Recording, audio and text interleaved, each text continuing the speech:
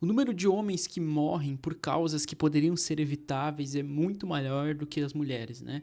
Desde problemas cardiovasculares até índices de suicídio. Os homens ganham, né? Os homens estão vencendo todos esses rankings.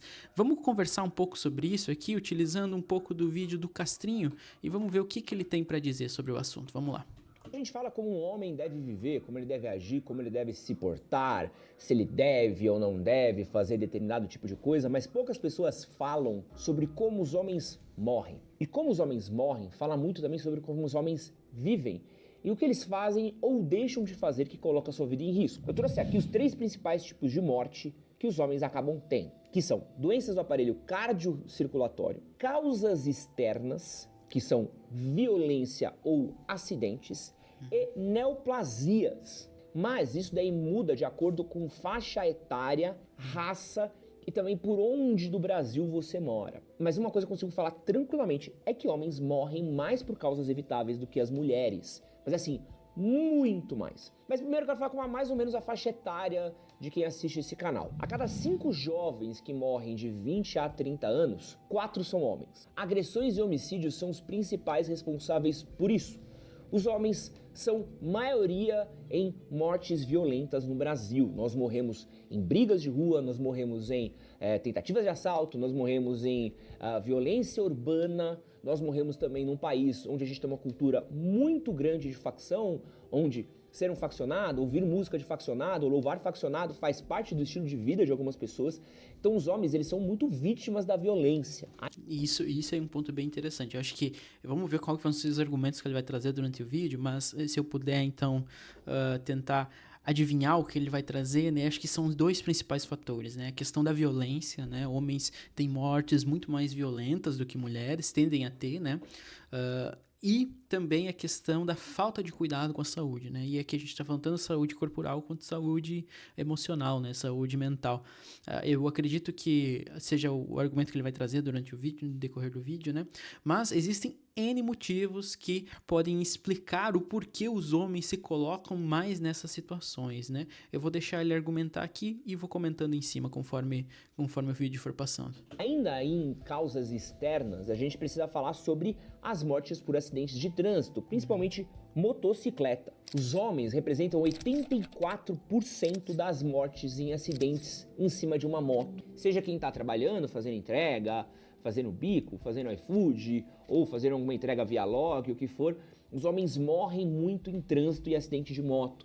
Aqui a gente está falando de pessoas que dirigem acima do limite de velocidade. A gente teve uma pesquisa que saiu há pouco tempo atrás falando que a implementação da faixa azul aqui em São Paulo fez com que motociclistas pilotassem acima dos limites de velocidade das vias, o que aumentou os acidentes. Então, uma medida que foi feita para reduzir o acidente, na verdade, só piorou o acidente, tornou ele mais fácil de ocorrer. E a gente também está falando aqui sobre jovens que às vezes eles não têm acesso a um transporte público de qualidade, eles não têm acesso a trabalho de qualidade e acabam recorrendo à cultura do bico, vão para cima de uma moto, acabam colocando a própria vida em risco e morrendo. Quando a gente tá falando disso daqui, acho que a questão da violência, vocês vão ver que tem um recorte racial também bizarro aqui, que a gente precisa falar a respeito, mas a violência, ela é um fato dentro do Brasil, né? E a gente não adereçar isso é o que tá tirando a vida de muitos dos nossos meninos e dos nossos adolescentes. Acho que é muito engraçado que a gente quer falar sobre estilo de vida, a gente quer falar sobre o que o homem deve fazer, masculinidade tóxica, quer falar que o homem se devia se desconstruir e tudo mais, mas a gente fala muito pouco sobre como vivem e morrem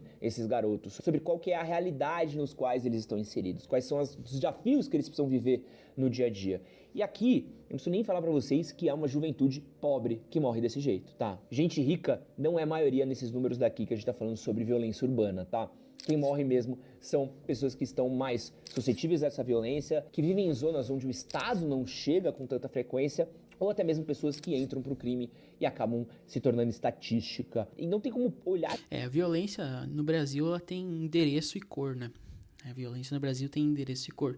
Então, claro que as classes médias altas também são afetadas pela violência, mas elas são afetadas de uma maneira diferente, né? Elas são afetadas pelo receio, né, de sofrer um assalto, né?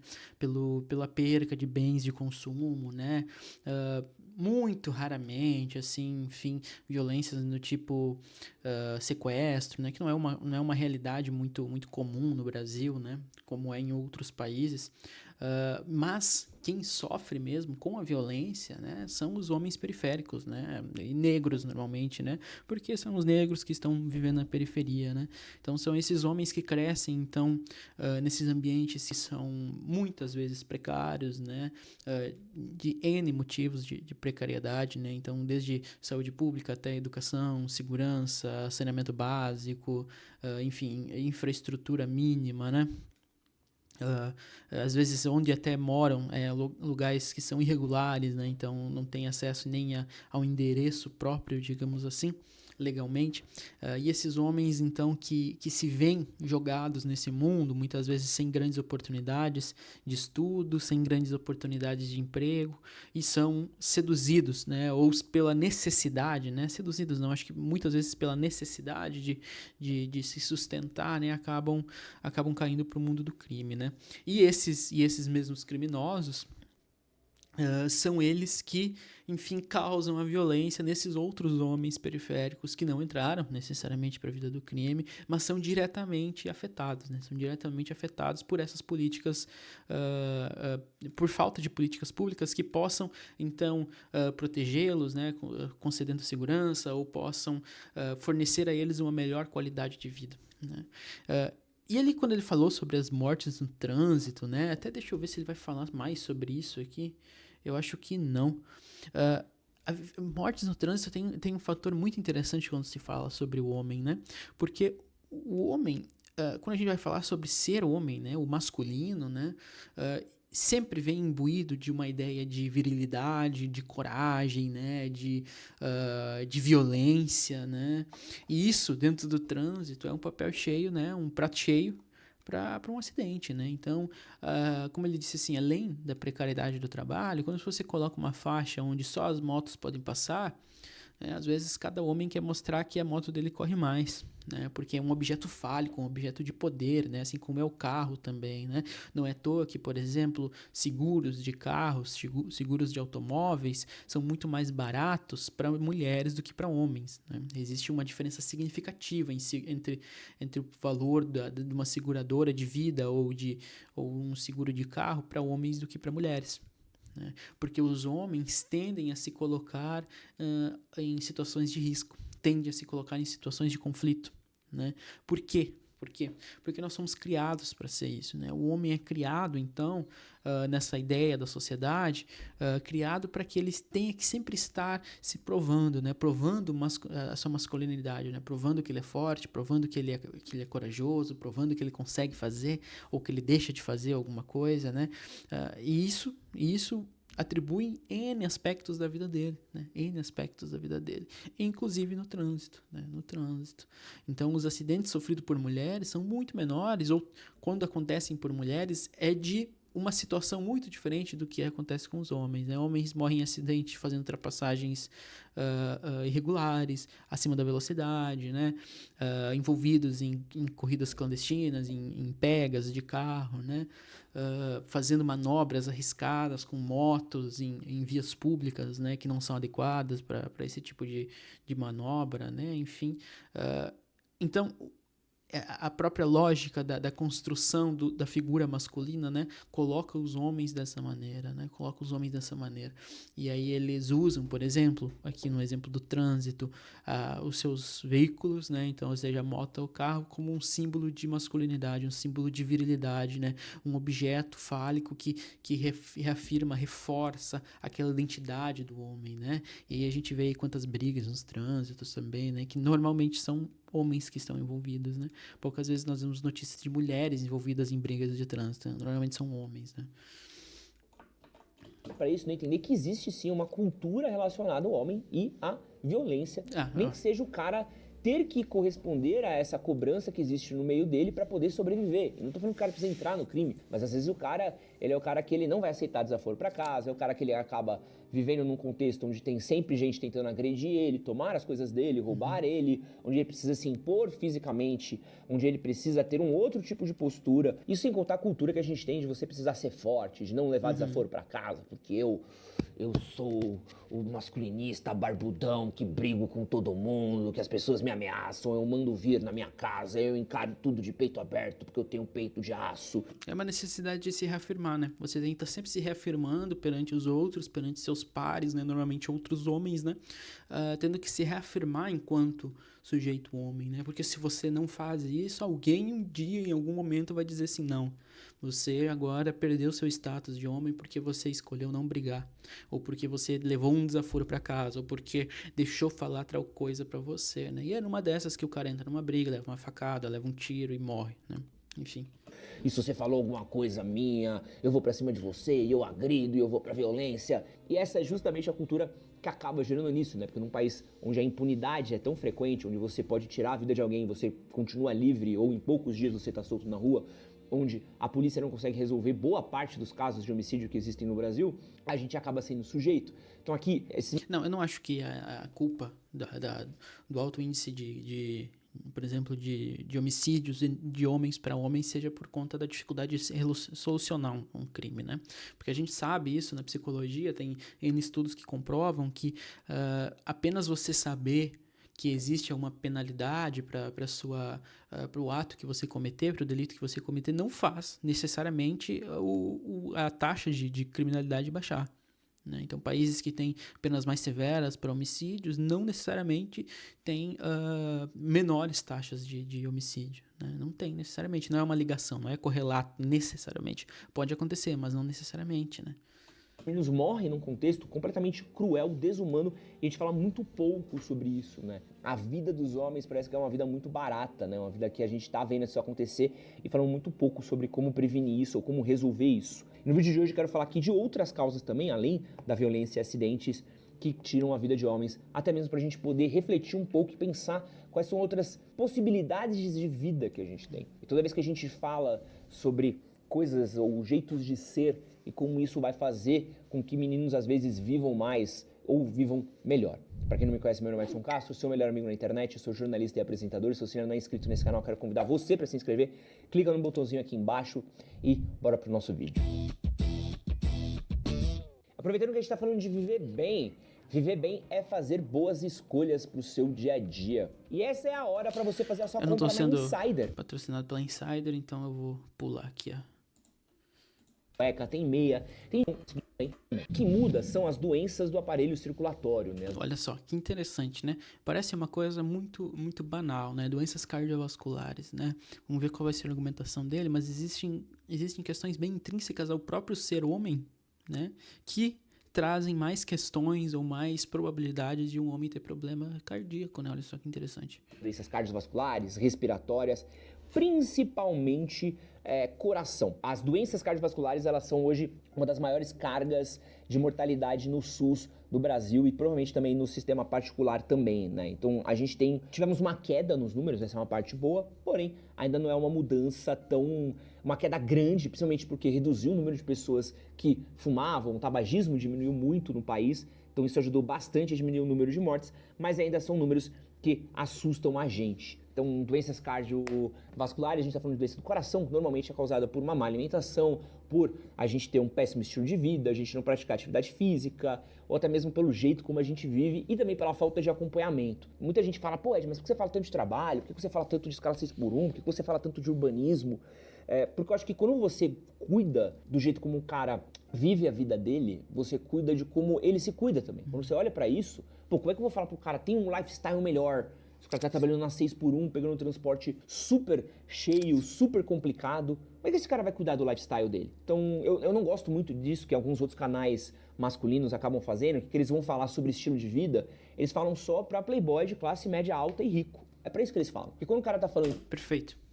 Existe também um recorte muito importante de renda para quem consegue ter um estilo de vida melhor, um lifestyle melhor. Quem consegue acessar hoje a indústria wellness, né? Quem consegue ter tempo para ir fazer uma academia, para passar 1 hora e 40 dentro de uma academia fazendo exercício, né? Quem tem tempo para se alimentar bem, quem tem condições de se alimentar bem, não depender de fast food, né? Não depender de ultraprocessado, principalmente no Brasil, né? Existem pessoas que têm tempo para isso, com certeza, uma classe média alta, né, para cima, consegue ter acesso a tudo isso, né? Agora, pessoas que estão aí num trabalho tanto quanto mais precarizados ou rotinas de trabalho um pouco mais exaustivas, né? Por vezes nem é só uma falta de querer, né? É uma falta de tempo, de condições financeiras para poder fazer tudo isso. Você deveria treinar de 2 a 3 horas por dia, todo dia. Que você deveria comer pecan, noz romana, deveria comer alimentos feitos pela sua cozinheira que vai na sua casa cozinhar.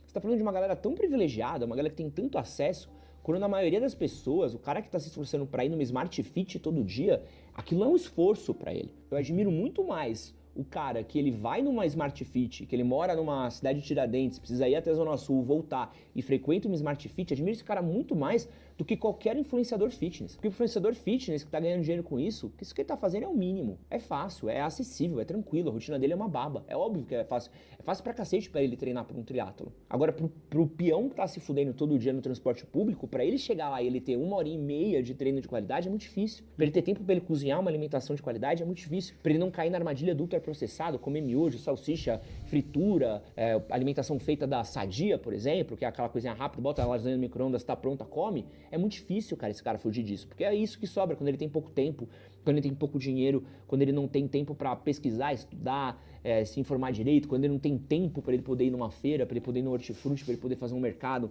Eu li uma pesquisa uma vez que ela é muito triste, assim. Muitas pessoas hoje no Brasil, elas demoram de 15 a 20 minutos de transporte de um mercado. Então, de um mercado grande, tá? De um mercado onde ele possa fazer uma compra maneira. Pô, o cara que mora... Como é que você faz? Às vezes o cara não tem carro, às vezes o cara vai fazer compra de moto. Se ele tiver uma chance, vai ter que fazer de Uber, vai ter que gastar uma grana. Como é que esse cara vai poder fazer uma compra recorrente? O cara que trabalha uma 6x1, o cara que trabalha numa escala trocada. Como é que esse cara vai conseguir fazer essa alimentação tranquila? E aí ele cai na armadilha do ultraprocessado e aposto que vai ter um monte de gente aqui nos comentários que vai reforçar comigo. Quantos de vocês não começaram a trabalhar na vida adulta, numa escala muito puxada, num horário super puxado, e começaram a ganhar peso, começaram a se alimentar mal? Principalmente... Claro, eu mesmo, né? Eu tive uma época do minha rotina de trabalho, que eu estava trabalhando muito, né? Muitas horas por dia, e eu ganhei muito peso. Ganhei muito peso, né?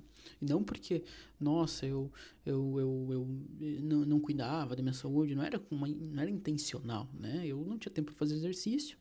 Quando eu tinha tempo para comer, eu me alimentava muito mal, né? Me alimentava muito mal, porque passava muito tempo sem comer, e quando eu ia comer, eu acabava, né, exacerbando nas quantidades, né? E aí engordei. É isso, né? Tu não faz exercício, tu come mal, tu engorda. É meio que lógico, né? Mas existe também uma questão dessas doenças cardiovasculares, né? Enfim, que por ser homem também, né? Eu até tô com medo de falar e ele depois vir falar, né? Mas é sobre a questão da falta de cuidado com a saúde, né? O homem, muitas vezes, existe uma grande dificuldade dos homens de cuidar da própria saúde, né? Cuidar, assim, cuidar, quando eu tô dizendo, exames de rotina, né? Cuidar da alimentação, né? Fazer o mínimo, aquele básico, assim, o beabá do cuidado com a saúde, né? Existe uma dificuldade muito grande, né? Porque ainda existe um preconceito muito grande sobre isso, né? Então, muitos homens passam anos sem frequentar um médico, né? Vão, assim, quando estão na capa da gaita, que nem a gente diz aqui no Rio Grande do Sul, né? Vão quando já estão muito mal, porque não tem outra opção, né? Porque ainda existe essa visão da virilidade do homem, né? O corpo viril do homem. Então, o homem que se coloca nessa posição de ter que ir ao médico, né? Não, ele tá sendo, isso aí é bichinha, que nem diz assim, né? Mas isso aí, o que ele tá fazendo? Que não vou fazer isso aí, eu consigo, eu bato no peito, eu vou, né? E aí se alimenta mal, né? Consome muita bebida alcoólica, né? Uso de cigarro, hoje em dia com os vapes, né? O cigarro já não é tão famoso, mas o vape, né? Enfim, usando nicotina de outra maneira, né? Tudo isso influencia na saúde, né? E muitas vezes o homem que quer cuidar da saúde ainda tem um estigma frente aos outros homens, né? Ainda é mal visto, dependendo do círculo de pessoas que ele convive, ainda ele pode ser mal visto por querer cuidar da saúde, né? Na época que você está estudando, isso é muito comum.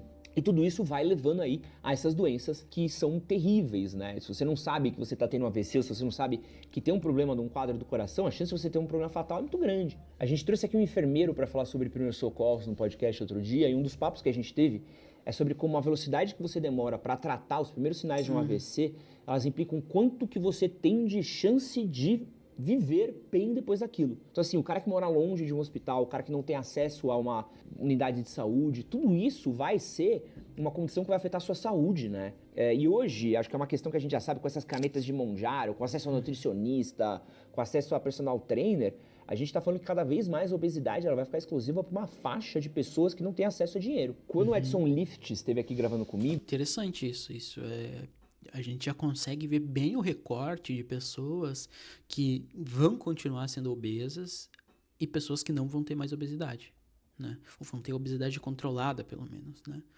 Porque hoje em dia a pessoa que tem condições de utilizar então os medicamentos como o Mounjaro, as canetinhas, enfim, emagrecedoras, elas têm condições de mudar uma perspectiva de vida. E muito bom, que bom que conseguem, né? Que bom que conseguem. Mas a gente já consegue ver bem o recorte das pessoas que têm acesso a esse tipo de medicamento, né? E que estão mudando o padrão do seu corpo, né? O padrão, o peso do seu corpo mesmo, a forma do seu corpo, e pessoas que não têm acesso, né? Eu falava com uma colega minha, quando eu trabalhava ainda no SUS, uma colega médica, né? E a gente conversando sobre o quão bom seria quando chegasse as canetas emagrecedoras, então esses tratamentos no SUS, né? Porque muitas pessoas no SUS sofrem de obesidade, né? E depois de um certo nível, de certo grau de obesidade, não é apenas fazer uma dieta que você vai conseguir, né? É muito difícil, né? Para algumas pessoas é muito difícil, né? Até mesmo a questão da compulsão alimentar, né? Enfim, mas quão seria bom, espero que logo cheguem esses tratamentos no SUS, né? Porque outros tratamentos para obesidade, por exemplo, como bariátrica, são muito mais invasivos e trazem muito mais sequelas e consequências, né, para as pessoas, né?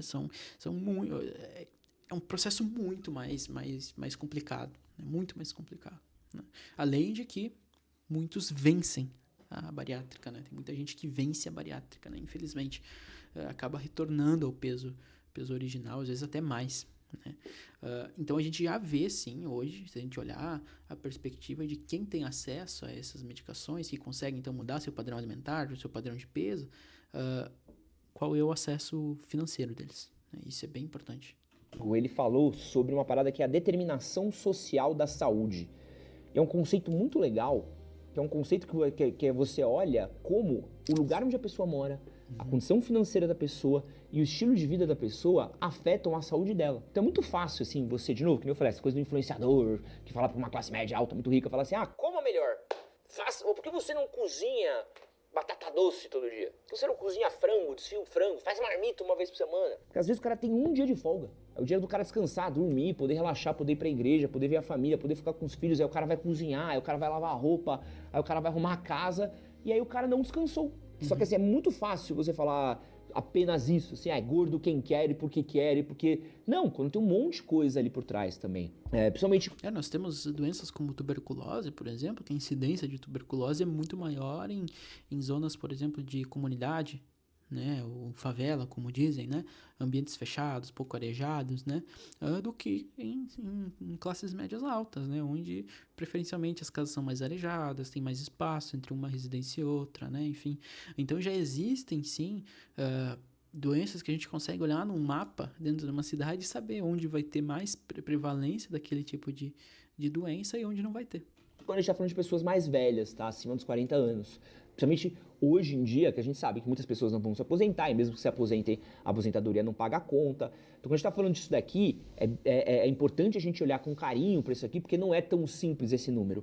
E aí a gente vai falar de câncer. E câncer também hoje é a segunda causa principal de morte das pessoas no Brasil, né? O câncer de pulmão e o câncer de próstata. E o câncer de próstata é um pouco de loucura, tá? Porque o câncer de próstata, ele é plenamente evitável. O câncer de próstata, se ele for detectado ali a tempo, ele é um câncer super evitável, super fácil de ser combatido, assim, super fácil não, mas relativamente fácil de ser combatido em comparação com outros os cânceres, né? Mas o que acontece? Isso aqui, gente, é uma parada que eu estudo, que eu converso com diversos especialistas há muito tempo.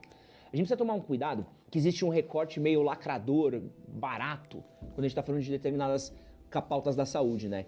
Então eu já vi muita mina, principalmente mulher adora fazer esse comentário daqui, comentário bizarro. Mulher, tantos pênis por ano são amputados porque homens não lavam o próprio pinto, homens são sujos. Porque foi uma estatística que saiu uma vez na imprensa, a galera repetiu isso, as minas leram só a manchete, isso se tornou parte do discurso raso e barato delas. Esse número que elas estão falando, ele é um número verdadeiro. Mas sabe quem são as principais pessoas que têm pênis amputados no Brasil hoje? População de rua e população rural. São pessoas que elas não estão perto de unidades de apoio de saúde, que não têm acesso a médico, que não têm acesso a cuidado, que não têm acesso à higiene, e essas pessoas acabam indo para o Sistema Único de Saúde e acabam tendo seus pênis amputados para virar piada na frente de uma comediante de stand-up qualquer na internet.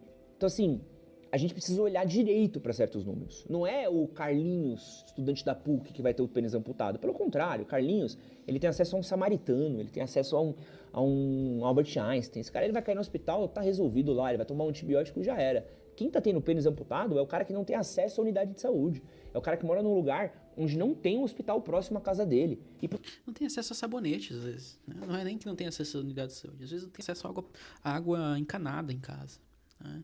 Ou não tem conhecimento, né? Eu moro aqui no interior do Rio Grande do Sul e eu trabalhei numa cidade bem pequena, menor que a minha cidade, bem no interior. E muitas pessoas, assim, que passaram quase isoladas dentro daquela realidade, assim, do interior, assim, de não conseguir se comunicar direito, né? Então, até o acesso à higiene básica para eles, às vezes, é algo novo, assim, né? E aí eu não tô nem falando às vezes, de banho, mas, assim, desodorante, sabe? De lavar a roupa, né? E não porque elas são relaxadas, porque elas não se cuidam, não é isso. É porque elas têm tão pouco acesso, elas têm uma realidade tão precária, né? Que às vezes pagar R$15 num desodorante é muito para elas. Então elas não compram, né? E aí quais são as consequências sociais que traz para uma pessoa que tem problema com mau cheiro, né? Então são N questões assim que o Castro está trazendo aqui, é muito interessante. Eu gosto dessa perspectiva que ele traz, né? Porque mesmo eu não sei qual que é a realidade financeira dele, nem histórico dele, também não vem ao caso, mas ele sempre traz essa ideia de desconstruir, que é uma ideia que eu sempre trouxe, assim, né? De que quando tu tá falando sobre uma determinada realidade, como, por exemplo, saúde física, saúde mental, né? Sobre exercício físico, existe um recorte social que consegue acessar, que consegue fazer determinadas coisas. Que aí a gente pode pensar sobre se a pessoa tem ou não vontade, se ela falta de determinação e tal. Existe um recorte que a gente pode, talvez, quem sabe, debater dessa perspectiva. Mas existe um outro grande recorte populacional que não faz as coisas porque não quer. Às vezes querem muito, mas não tem acesso, não tem possibilidade, às vezes não é porque nem porque não tem a condição financeira, mas não tem possibilidade de fazer por tempo de vida, por exemplo, né? Não tem tempo para fazer as coisas que gostaria, né? Então isso é bem importante, e eu gosto de ressaltar isso também, porque senão você transforma um problema social em uma dinâmica social de problema, e a gente transfere isso para o indivíduo, né? E traz para a seara do individual. Por que não tem um hospital próximo à casa dele? Por que esse cara não tá... Por que a saúde não chega nesse cara? O que impede que esse cara chegue? Mesma coisa vale pro câncer de próstata. O câncer de próstata tem vários mitos por trás, vários mitos. O câncer de próstata, ele é uma parada... A nossa próstata, ela vai passar por uma série de alterações ao longo da nossa vida. Ela é uma parada que ela vai ser afetada por diversos motivos. A gente vai ter que acompanhar mesmo. É uma parada que você precisa tomar cuidado. Vai afetar a qualidade sexual, a qualidade de vida. É uma parada super complicada, mas é relativamente, de novo, simples de se resolver. Por que essas pessoas não fazem essa prevenção? Porque elas não vão ao médico, ou porque elas não têm uma unidade de saúde por perto, ou porque eles não têm um médico por perto, ou porque eles estão longe. Se a gente puxar aqui, deixa eu ver se eu tenho esse dado fácil aqui. E aqui a importância, gente, de você olhar para as coisas além da piada do stand-up da feminista no palco. Boa parte é por diagnóstico tardio. Se a gente for olhar os estados que têm maior aumento de morte por câncer de próstata, a gente vai ter Pará, Amapá e Maranhão com maior aumento de mortes por causa do tipo. E São Paulo e Rio de Janeiro têm menos crescimento, mas os volumes deles são altos justamente porque eles têm mais pessoas morando. Então, obviamente, lugar onde tem mais gente morando, morre mais gente do que onde tem menos gente morando. Mas, se você for olhar, são estados pobres onde tem maior incidência disso. Se você for olhar no Nordeste, tem um dado aqui mostrando também, você vai ter que estados como Bahia, Pernambuco, Ceará e Maranhão também têm altos números de mortes por câncer de próstata. Então a gente tá falando que é uma doença que ela não é, ela de novo, ela não tá matando o boy rico, gente. Tá matando o pobre, porra. Tá matando um cara que não tem acesso à saúde. E especificamente o câncer de próstata, né? Existe todo o estigma, né? Por exemplo, do urologista, né? Existe todo o estigma de ter que ir lá e fazer, eventualmente, o exame de toque para saber se existe alguma coisa. E isso mexe muito com a masculinidade dos homens. Muito, muito, muito, muito. Quando tu pega homens ali que conversam sobre o assunto, que já estão chegando na idade, por exemplo, de fazer o exame, ou já passaram dessa idade e não fizeram ainda, né? Tu vê nitidamente o desconforto, né? Alguns lidam de maneira tranquila, eu acho, né? Mas alguns ainda se sentem muito desconfortáveis. E como é que eles reagem a esse desconforto, né? A essa apreensão? Com as piadas, né? Com as piadas. Então, o próprio ato de tu tirar sarro de uma situação como essa é também uma tentativa de defesa, né? Se defender daquela coisa que o incomoda, né? Enfim, que é se colocar nessa posição, que para os homens, né, na ideia dos homens, nessa posição de que você vai estar sendo submetido a algo que vai infligir uma ferida na sua sexualidade, uma ferida na sua hombridade, né, na sua masculinidade, né? Então, o câncer de próstata, especificamente, também tem toda essa dinâmica. Tem toda essa dinâmica da própria questão do homem, né, do homem. Porque o câncer de mama, por exemplo, que seria um câncer, então, que é muito mais, né, que é um câncer que a gente liga diretamente às mulheres, né, não existe todo esse estigma, né. Claro que existe a questão de que eventualmente tem que remover a mama e toda essa questão da autoestima da mulher, mas é um estigma muito diferente do que é o câncer de próstata, né, é um estigma muito diferente. E acho que essa é uma questão que a gente precisava olhar um pouco quando a gente tá fazendo campanha de Novembro Azul e Caralho A4. Porque assim, o Novembro Azul no clube da Hebraica é um desperdício. O cara da Hebraica sabe que tem que fazer o câncer de próstata, que fazer o exame de toque e tal. Ele não faz às vezes porque ele não quer. Há uma barreira aí cultural também, que é um outro papo que a gente tem. Mas é uma coisa extremamente disseminada. Mas a gente precisa olhar por que esses números aumentam em estados mais pobres e o que a gente precisa fazer para que esse cara tenha acesso ao médico e como fazer para mudar a cultura deste cara. Botar uma campanha de prevenção ao câncer de próstata no prédio do Banco Safra, muito legal. Provavelmente eu vou ganhar um dinheiro com essa palestra, tá? Vou ficar muito feliz. Me convide para essa palestra. Vou ganhar bastante dinheiro. Dinheiro de palestra é muito bom, tá? Mas assim, não resolve o problema de saúde do Brasil. Pessoas que tiram a própria vida. Ok, acho que aqui a gente vai entrar talvez no campo mais específico da minha área, né? Até para você que não sabe, né? Meu nome é Lucas, eu sou psicólogo, acho que eu não me apresentei nesse vídeo especificamente. Se você tem gostado do conteúdo, se tem gostado, achado interessante os vídeos que eu tenho postado, considere se inscrever no canal, deixar um like e comente aqui nos comentários. Eu tenho tentado moderar o máximo possível os comentários e eu gosto muito quando as pessoas comentam o que elas acham do meu vídeo, mesmo que seja para me contrariar, né? Enfim, às vezes trazer uma outra perspectiva, né? Eu não sou senhor do saber absoluto, né? Então às vezes eu erro, eu posso estar equivocado, mas comente aqui embaixo o que você acha e por que você acha que os homens ainda se colocam nessas situações, né? Como a gente tem visto aqui, muitas dessas situações poderiam ser evitadas, né? E elas acontecem apenas por serem homens, né? Por serem homens. E além do mais, se você eventualmente estiver precisando, estiver necessitando de um acompanhamento psicológico, quiser iniciar um processo psicológico, um processo de análise, eu deixei aqui na descrição do meu vídeo o link para o meu site, onde vocês podem acessar e saber um pouco mais do meu trabalho e as maneiras de entrar em contato comigo, tá bem? Vamos continuar aqui com o vídeo, já estamos no final. Hoje, entre os jovens, é a terceira causa de morte. Então, jovens que tiram a própria vida estão aumentando. Para piorar, essa é a forma que mais aumenta em todas as faixas etárias. 97% dos casos dessas pessoas que tiram a própria vida, eles acabam tendo relação a transtorno mental. Então a gente está falando depressão, depois a gente tem transtorno bipolar, depois a gente tem abuso de drogas, tá? Então olha que doideira. A gente está falando que a gente tem problemas de saúde mental que levam com que jovens tirem a própria vida. Então a terceira maior causa de morte de jovens é tirar a própria vida por causa de problemas de saúde mental. E a gente precisa discutir políticas de saúde mental pública. De novo, quando eu falo de saúde mental aqui no canal, não é porque, meu Deus, nossa, tudo mal, meu Deus, é frouxo, é desconstruído, não sei o que lá. Isso mata jovem. Tu viu? Que interessante. Ele trazendo a própria realidade do conteúdo dele, que quando ele fala sobre saúde mental, o julgam de quê? De desconstruído, de frouxo, não sei o quê, não sei o quê. Olha só como ainda a saúde mental para homens, né? O que o canal do Edson Castro é um canal voltado a assuntos masculinos, digamos assim, né? Eu imagino que ele deve ter mulheres que assistem ele também, mas assim, a gente vê que os conteúdos é moda masculina, sobre, enfim, questões masculinas, digamos assim, ou assuntos que a gente denota, né, serem mais ligados aos homens, né? Mas como até abordar esse assunto, né, por vezes já é um estigma, né?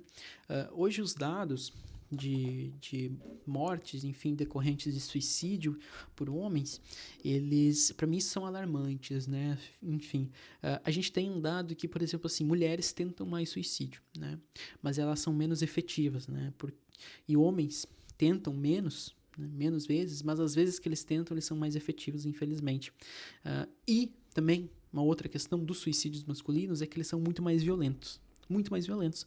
Mulheres tendem a fazer tentativas de suicídio como ingerindo medicamentos, né? Às vezes tentando, por exemplo, asfixia, né? Ou alguma coisa do gênero, assim. E homens têm mortes muito mais violentas, né? Tiros com armas de fogo, acidentes de trânsito, enforcamento, enfim, se atirar de alguns lugares, né? Enfim, as mortes masculinas, as mortes dos homens, tendem a ser muito mais violentas. Tendem a ser, claro, não é uma regra, mas se a gente olhar a estatística, né, e os trabalhos que falam sobre isso, os papers que analisam esses casos, né, tendem a ser muito mais violentos, né? Então os homens tentam menos que as mulheres, mas eles são muito mais efetivos. Por quê? Porque eles têm tentativas muito mais violentas. E além dessa questão, né, quando a gente fala sobre a questão do suicídio, existem alguns fatores, né, que podem, então, como é que a gente vai dizer assim, podem aumentar, então, essa taxa de suicídio, né, aumentar essa possibilidade do suicídio, digamos assim, né, transtornos mentais, alcoolismo, uso de drogas, né, a gente pode dizer também, de determinada maneira, questões financeiras, né, então, questões de sexualidade também, né? Transsexualidade, alguns determinados transtornos psicológicos, né? Também tem um índice maior, né? Mas a gente vai começar a perceber também, se a gente olhar esses critérios, que muitos deles estão envolvidos naquilo que ferem, então, aquela imagem do que a gente vê como um homem, né? Questões financeiras, né? Muitos homens se matam por questões financeiras. Às vezes tem uma dificuldade, perdem um emprego, uma dívida muito grande, né? E ali, num ato de desespero, cometem o ato, né? Questões de sexualidade, né? Homens homossexuais se matam muito, né? Tem uma taxa de suicídio muito grande, assim como pessoas transexuais. Questões de uso de drogas, né? Enfim, então, são questões que estão muito ligadas também nesse imaginário do homem, né? Esse imaginário do homem. E a gente vê que muitas vezes é quando esses homens, então, se veem com esse imaginário, com essa figura que eles tentam sustentar socialmente, quando essa figura que eles tentam sustentar, ela é abalada, muitas vezes para eles aquilo é algo é algo tão forte, tão potente, que eles não conseguem suportar. Né? Não conseguem suportar. Né? Em situações que muitas vezes as mulheres conseguem, então, pedir ajuda para outras pessoas para poder lidar com aquela situação, os homens não conseguem. Os homens não conseguem. Né? Não conseguem ter essa abertura para falar com alguém, né? Por toda essa situação, toda essa criação do homem, né? Que o homem tem que ser forte, viril, e tem que ser másculo, e tem que ser corajoso, e não pode dar o braço a torcer, e não pode chorar. Né? Então, esse homem que não chora, às vezes vai à via de fato. Né? Vai às vias de fato. Então, interessantíssimo, esse vídeo aqui é muito interessante, eu gostei muito desse vídeo, porque ele começa a trazer, né, a gente pode pensar sobre como N questões das mortes masculinas, né, tem a ver intrinsecamente com a maneira em que os homens são criados na sociedade. Por isso que quando a gente fala sobre pensar uma criação menos masculinista, quando a gente escuta os discursos das feministas, por exemplo, né, a gente entende que aquilo não é só só pelo bem-estar das mulheres, só pela segurança das mulheres. É também pelo bem-estar e pela segurança dos homens que são criados nessas condições. Homens que não conseguem procurar auxílio médico quando necessário, homens que não conseguem dizer que estão sofrendo, não se sentem abertos para conversar com a família, com os amigos, enfim, com um profissional que seja. Então, né, homens que têm essa dificuldade, né? E no final acaba que eventualmente chegam às vezes de fato e aí já é tarde demais, né? Ou pode deixar com muitas sequelas, né? Depois do que acontece, né? Enfim. Isso mata jovem, o cara não tem acesso a um bom tratamento, o cara não tem acesso a remédio, o cara não tem acesso a psicólogo, o cara não tem acesso a tratamento, o cara tira a própria vida. A gente tá falando de gente jovem morrendo.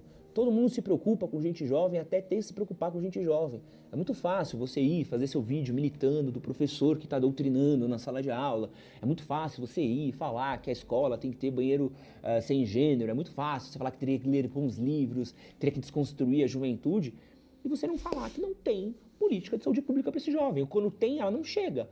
Até quando ela chega, ela é muito deficitária. Pô, tem os CAPs. Os CAPs são um sopro de ar no meio de um incêndio generalizado. Ajuda? Ajuda. É suficiente? Não. Eu não gosto muito desse pensamento que a gente tem. Tipo assim, ou é uma merda total, ou é a salvação divina. Oh, o SUS, viva o SUS é incrível. O SUS é bom, mas não é incrível. Tem que acabar o SUS então? Não. Hoje o maior problema no SUS, acho que quase todo ele, como um todo, mas falando especificamente da parte da saúde mental, eu atuei, como eu disse, um tempo nessa área, a maior dificuldade do SUS hoje é mão de obra. Não é questão de infraestrutura, não é, enfim, é questão de mão de obra, né? Existe uma fila enorme de pessoas precisando de acompanhamento, precisando de conversar com um psicólogo, precisando de ter uma escuta, uma acolhida. Uma fila enorme e existem pouquíssimos profissionais contratados para isso. A demanda é muito alta, né? Não que na saúde biológica, então assim, na saúde médica, isso não seja verdade, mas às vezes o que você pode salvar a vida de uma pessoa de um dia para o outro, né, é uma conversa que tu precisa ter. Mas aí ela vai no SUS, ela chega lá e se depara com uma fila de 100 pessoas para um psicólogo. E o que tu faz? O que tu faz enquanto profissional? Tu não consegue acolher todas as pessoas, é impossível. É impossível. Hoje, se a gente quisesse fortalecer as políticas de saúde pública no SUS, mais mão de obra. A gente precisa de mais profissionais trabalhando, né? Mais profissionais alocados nesses lugares para atender essa população. É isso, assim, o maior problema hoje é isso, é falta de profissionais suficiente para atender essa demanda. E digo mais, não é que não existam profissionais formados, existem muitos profissionais formados desempregados. É uma escolha pública de não investir mais nisso, né? Não investir mais nisso, porque não é tão caro assim quanto parece. Não é tão caro para os cofres públicos quanto parece. Às vezes, o que eles não investem no psicólogo, a saúde pública está tendo que investir em medicações psiquiátricas, né?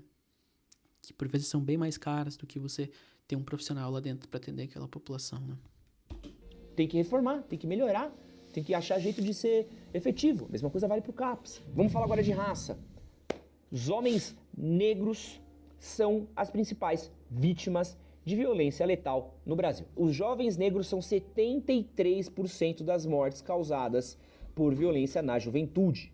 O número de mortes de jovens negros é 90% superior à taxa de jovens brancos e amarelos por violência. Pra você ter uma ideia, no Brasil, um negro tem 50% a mais de chances de morrer por violência do que um branco. Entre 2013 e 2023, os negros corresponderam a 74% dos óbitos por agressão no país. E isso daí aumenta mais ainda entre Norte e Nordeste.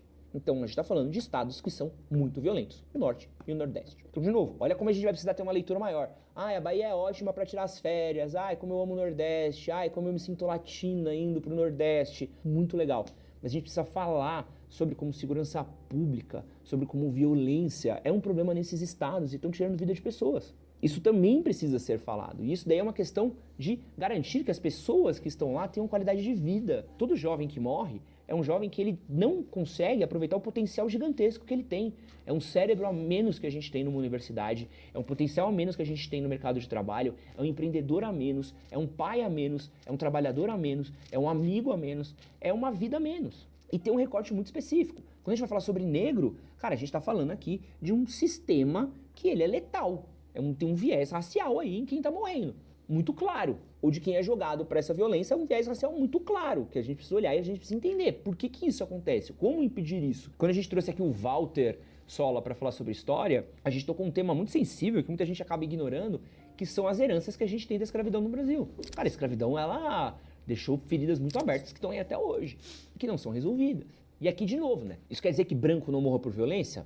Infelizmente não, branco também morre por violência, mas quando a gente tá falando de estatística, ela é muito mais cruel com um lado do que com o outro. E aqui a gente vai falar também com os povos originários, os homens indígenas, né, os índios, é o nome errado de falar, então não sei, gente, tá, povos nativos, eu tô tentando achar o jeito mais certo de falar aqui. Mas hoje, a principal morte dessa galera, assim, isso é muito triste, tá?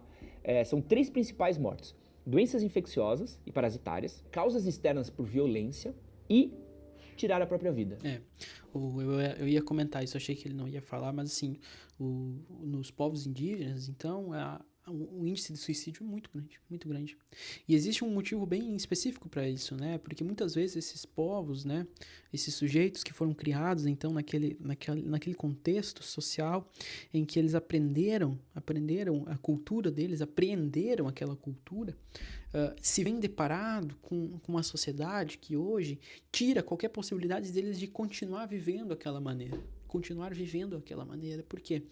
Porque grilam suas terras, porque não se tem mais áreas de preservação, eles não conseguem mais ter acesso a esses locais, né, de maneira significativa, né, então, suficientemente, digamos assim, e às vezes isso é muito forte para eles, né? Existe também, se eu não me engano, eu posso estar falando bobagem, mas eu acho que não. Existe uma questão também cultural deles, de algumas tribos específicas, né? Com a questão do suicídio, eles tratam de uma maneira um pouco diferente, um tanto quanto diferente do que a sociedade branca cristã, né? Enfim, trata o suicídio, né?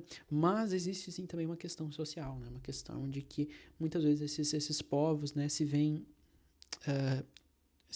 sem o seu chão, sem a sua base, que é a sua cultura, né? A gente não fala nisso, mas o povo originário... Sem falar na violência, né? Sem falar na violência, né? Que a gente sabe que, principalmente lá pro norte, por exemplo, Mato Grosso pra cima, né?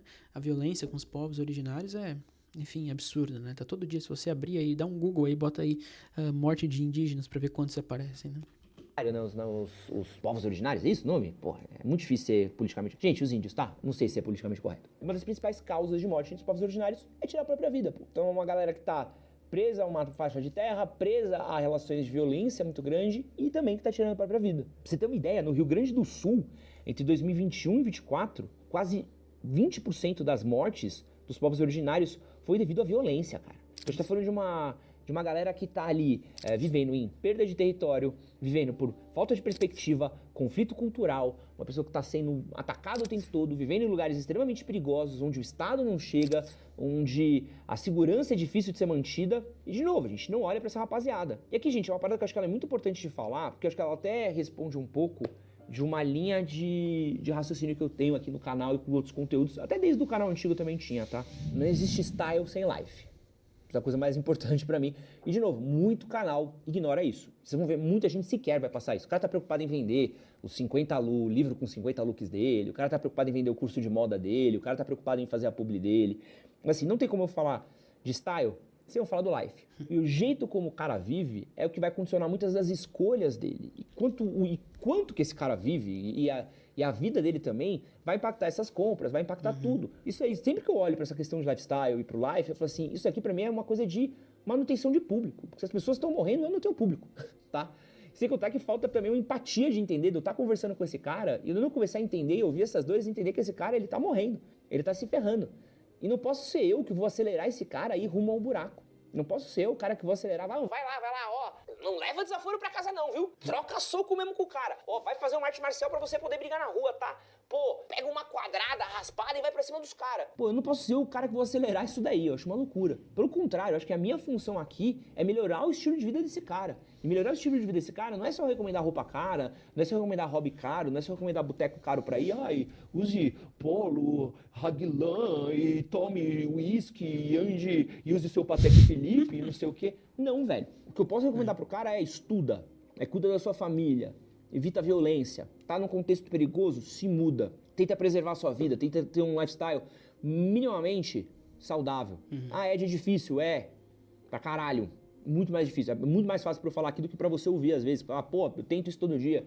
Às vezes é 1% melhor hoje, é melhor do que 1% pior que estava ontem. Isso precisa ser uma necessidade, é se manter vivo, é se manter com a cabeça fora d'água. É tomar cuidado onde se enfia, é tomar cuidado com os buracos que se mete, com as brigas que se arranja, com o estilo de vida que você tem. Porque não dá pra eu estar trocando ideia. Pra mim é uma tristeza pensar que às vezes eu tô respondendo um comentário, tô xingando um doidinho na live, tô conversando com alguém num evento, e esse cara vai morrer no dia seguinte por uma bala perdida, ou sendo abordado por alguém do crime, ou pior, sendo abordado por alguém da polícia, que tem uma tristeza gigantesca, ou morrendo num acidente de trânsito que o cara pegou a moto dele e resolveu dar uma de doidinho pra compensar uma parada. Então assim... É isso, eu acho que ele resume bem qual que são essas situações que muitas vezes os homens acabam se colocando e que favorecem, que aumentam a sua probabilidade de morrer, né? Enfim, é violência, é falta de cuidado com seu estilo de vida, muitas vezes, né? É incentivar, então, comportamentos que vão colocar ele em risco, né? Que vão colocá-lo em situações controversas, né? Esses dias eu tava vendo, até no meu Instagram, apareceu um vídeo de um perfil de um menino que empinava a bicicleta, assim, e ele passava, assim... descendo um morro, assim, ele passava empinando a bicicleta muito próximo dos carros, assim, e tal, né? E aí eu fiquei pensando, né, cara, assim, parece muito legal, né? Tipo assim, nossa, é muito radical, né? Muito foda, né? Mas eu fiquei pensando que se esse guri erra uma vez só, é uma vez que ele fica paraplégico, fica tetraplégico, né? Ou ele se quebra todo e não consegue mais trabalhar direito, né? Não consegue mais ter uma vida digna, né?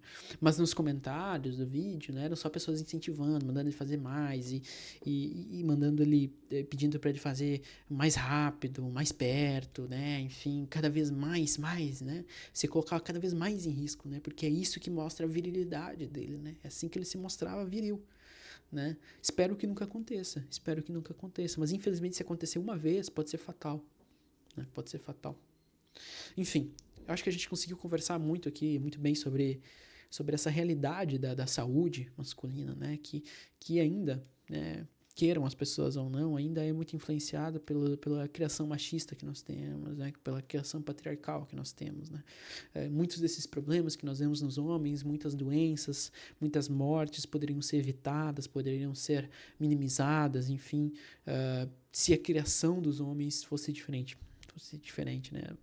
Tentemos então, né, criar a próxima geração de homens de maneira diferente para que eles não sofram disso, né? Enfim, se você gostou do vídeo, se você achou minimamente interessante qualquer coisa que eu tenha dito aqui, considere se inscrever no canal, deixar um like, deixa aqui nos comentários, eu quero muitos comentários de vocês.